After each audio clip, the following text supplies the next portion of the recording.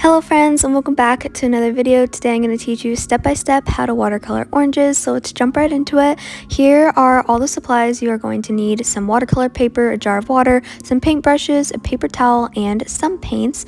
Let's go ahead and get started. I'll link everything below if you want to check it out for yourself.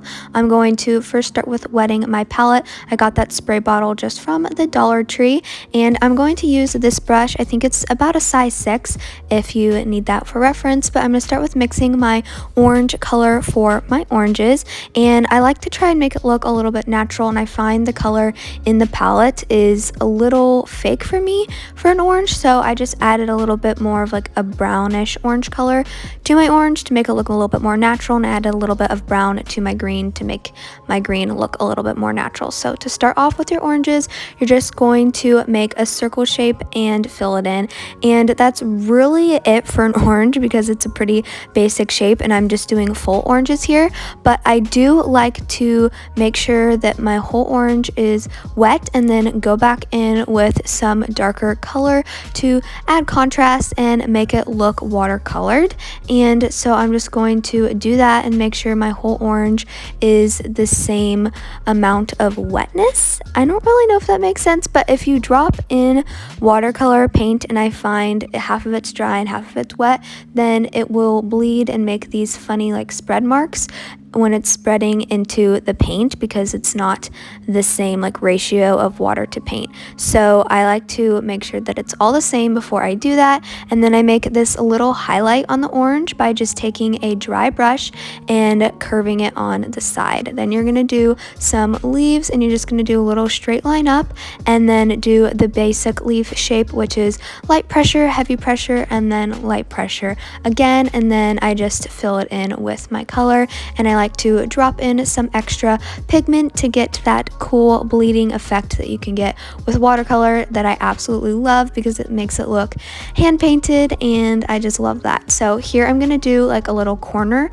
orange, so I'm gonna do half of the orange, fill it in just like we did with the full orange, and then I'm gonna take my brush once it's dry and rinsed out, all clean and everything, and make that highlight on the side of the orange and kind of blend it together, adding some darker orange here, just repeating the same step that I did for the other orange. And I like to cover the whole piece of paper like that, and then I'm gonna do the leaves yet again, so do a straight line up and then your light pressure, heavy pressure, and light pressure again, and drop in your color. So that is basically how I paint oranges. Hopefully you found that helpful, and I'm just going to repeat the steps here. If you guys have any other watercolor suggestions of things for me to try and paint, comment them down below and I will do my best to get to them or try them out at least, and then you guys can hopefully learn something from these videos.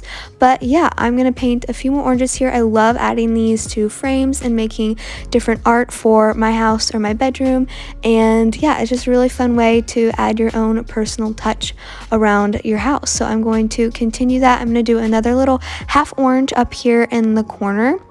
And I would love to know in the comments down below what you guys have been up to and what kind of videos you would like more of from me, more watercolor or bullet journal or doodle ideas. I love to make content that you guys love as well. And yeah, that is pretty much it for today's video. I'm also going to take this white gel pen, I'll link it below. It is my favorite white gel pen, and I'm going to add some little white dots just for some extra detail to the side of the oranges. But if you enjoyed this video, found it helpful in any way, or learned something, make sure to like, subscribe, and comment down below. And yeah, thank you so much for watching. Share this video with anyone who you think would enjoy it as much as you did. Thanks again so much for watching. I really appreciate it, and I'll see you later.